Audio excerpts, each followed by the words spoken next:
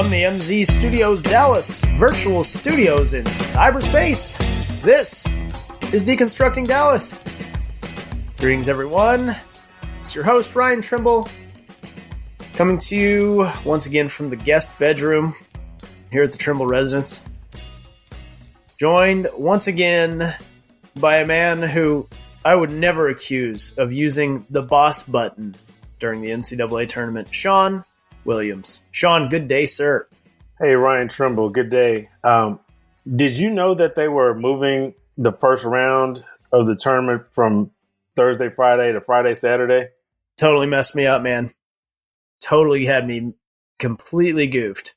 I did not get that memo. Obviously, we've all had a lot more on our minds, and it was good to have the tournament, which we'll probably talk more about to distract us. But I was looking for some March Madness on Thursday. Yes. While I was, we were, knee deep in another episode of Sesame Street, I was like, okay, we got an hour to go here. We got an hour to go before tip off. Not so much. Not so fast, my friend. It was not to be that last Thursday. It was Friday. What are your feelings? What are your initial thoughts on this new setup? Yeah, I mean, it's funny. I've seen some chatter on the setup, how we should have the tournament in one city every year. The whole tournament in one city. I don't know. You could probably pull it off in a place like Dallas where there's enough venues and enough hotel rooms. And I that is a man who's giving props to the hometown. That Good is for you. I am deconstructing Dallas. I'm not deconstructing Charlotte. I'm not deconstructing Raleigh. We are deconstructing Dallas.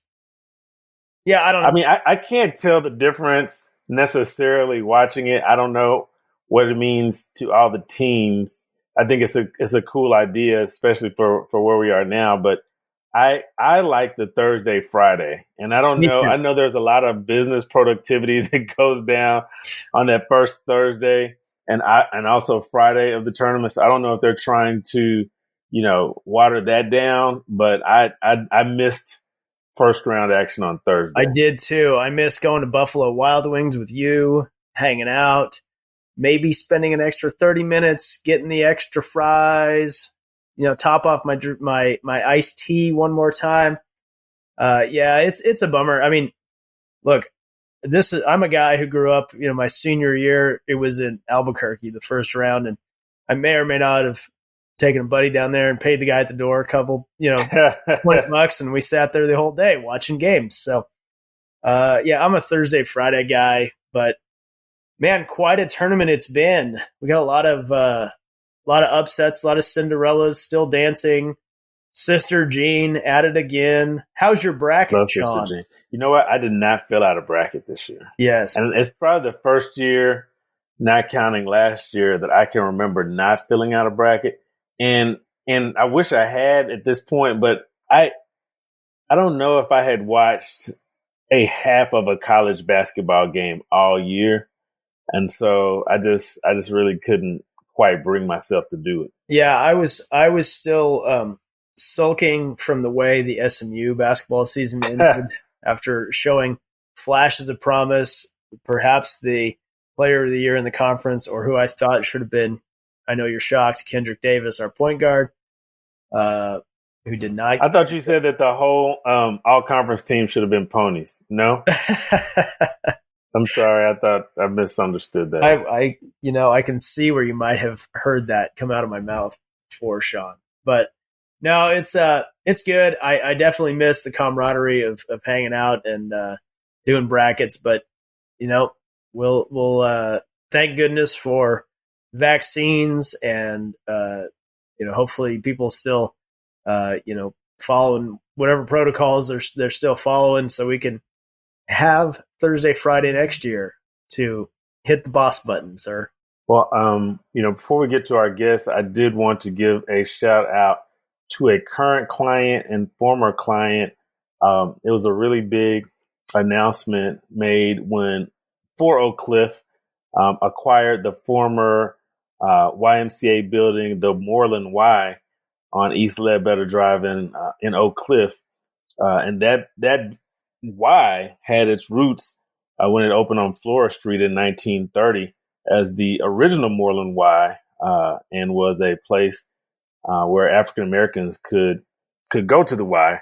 And so I want to definitely give a big shout out to Taylor Toynes and Xavier Henderson and their whole team at 4 Oak Cliff.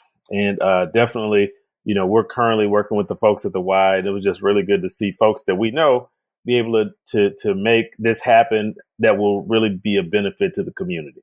Yeah, a lot of synergy here, Shawn. I've recently had a chance to coordinate with the Y on getting people in all their facilities, helping those communities get registered for the vaccine. Thank you to the Y for doing that.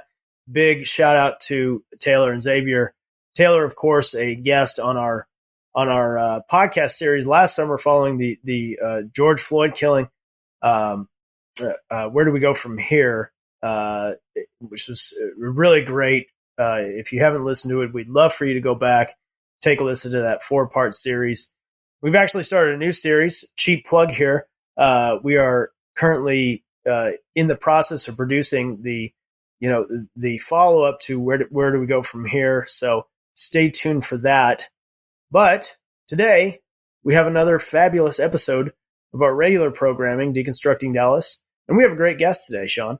Yeah, we are very fortunate that we will have Ollie Chandhok on today with us, who is marketing president and publisher of the Dallas Business Journal, our local business journal here, who we've gotten at our office as long as I've been there. There's usually a Dallas Business Journal sitting right there on Carol's desk. And yes. I know we get our fair share of emails that are updating us on what's going on around town from the DBJ. And so I'm really excited to get on with Ollie here in a few minutes. Yeah, me too. I've got a fond memories of the DBJ. I remember as a young legislative staffer putting tabs on different pages, so I could write these people congratulatory notes and for the representative. And it's really fun. And of course, we're happy to be on the best places to work list at Allen Media, the Dallas Business Journal's best place to work. So excited to jump in, check in with Ollie, hear all about what's going on at the Dallas Business Journal. And if someone only knew how many notes of thank you and congratulations that you've written over the course of your stellar career, I would love to know what that number is. But alas, we will just hold there and all pontificate, and we'll be back right after this here on Deconstructing Dallas to talk to Ollie Chandhok. This is Shawn Williams with Ryan Trimble, Deconstructing Dallas. We'll be right back right after this.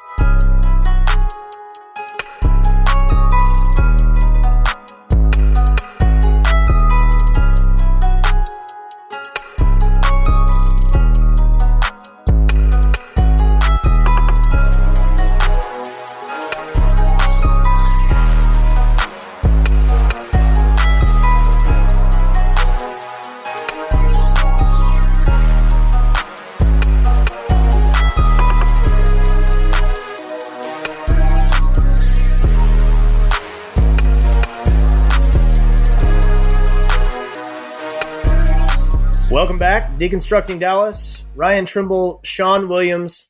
Shawn, super excited today to be joined by our guest, Ollie Chandhok.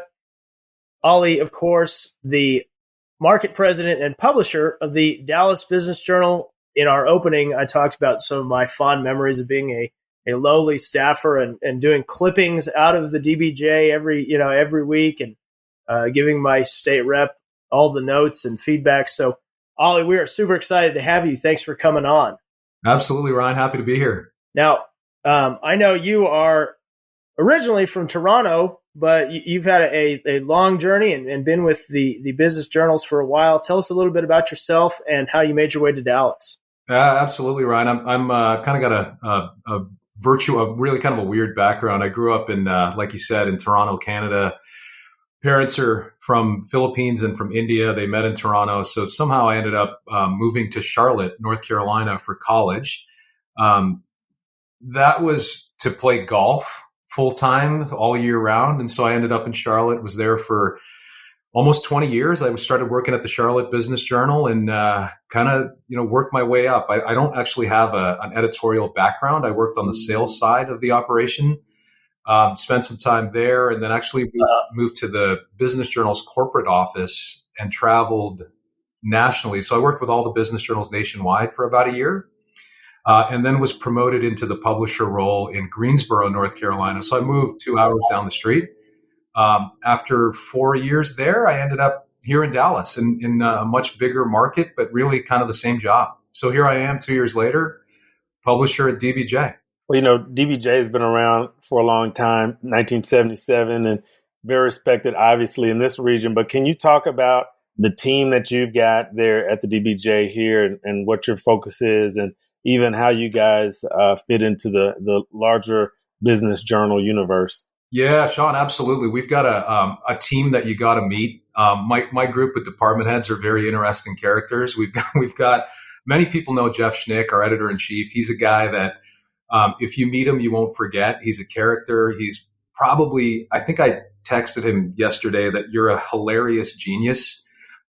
He comes up with things that you've never heard of before, but he knows a little bit about everything. So Jeff is a guy, if you have a chance, meet Jeff Schnick. He's awesome. Our VP of sales is Shelby Benton. Shelby really is the brains behind the operation, works with clients, sponsors, all of that. And then we've got a really solid team of reporters that many of you interact with. I think you've probably met some of them. They're out in the community. They're involved, really a big part of what's happening here in North Texas, I'd say, because they're involved in Fort Worth as well. So team of about 25. We're probably not as big as people think. Where we fit in, Shawn, we're very hyper local to the business community and then to this geography. So definitely North Texas, but then also, the business community is what we focus on. We don't cover crime, weather, sports, any of that type of stuff unless it pertains to some business implications. So we feel comfortable in our little segment. I call it little segment, but Dallas is a big business town. So a lot to cover. The news here, there's way more news here than there was in Greensboro, North Carolina. So it's a nice place to be. Yeah, and that's exactly where I was headed next, Ollie. You spent time in Charlotte, but Dallas. I, for one, was raised to brag on Dallas. We're the economic might of the state and the country, and so that was all to get legislative funds, of course, during my time as a staffer. But anyway, what in your eyes makes Dallas such a special place for business? And tell us about the Dallas Business Journal, particularly as you cover Dallas. Yeah, what's so great about Dallas? I can tell you. I was sitting in North Carolina, and the prospects of moving to Dallas came up, or moving to a larger market came up, and I had my fingers crossed, hoping that Dallas was on that list. And part of it is, even outside of Texas, we've heard that, hey, you know what, people in Dallas are very open to business partnerships, business relationships. There always seems to be an open door and an opportunity to connect with fellow business leaders. When I got here 2 years ago, that certainly was the case. I mean, what I learned quickly was people were open to a conversation, if that makes any sense. It really, they were willing to hear you out. And in some places across the country, it's not like that, right? So I think that's true of Texas statewide. But here, there's even a little more swagger. I talked to did a little interview with Mark Cuban and asked him to tell me why Dallas was such a great place to do business. And he said the same thing. It's just, there's something different about this Texas swagger, and you can even call it the Dallas swagger. So certainly that. In the grand scheme of the business journals, we are definitely one of the larger business journal operations.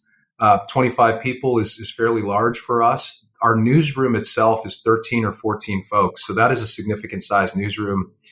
In fact, I think until very recently, we were the largest business newsroom in the state of Texas. So that's a nice little thing to hold. I don't know how long that will hold up, because others are starting to beef up as Dallas beefs up. So good place to be, definitely. Ollie, everyone loves a list, a top 10 list, a best of list. And that's something that's very popular with DBJ. Our firm is proud to be on the list.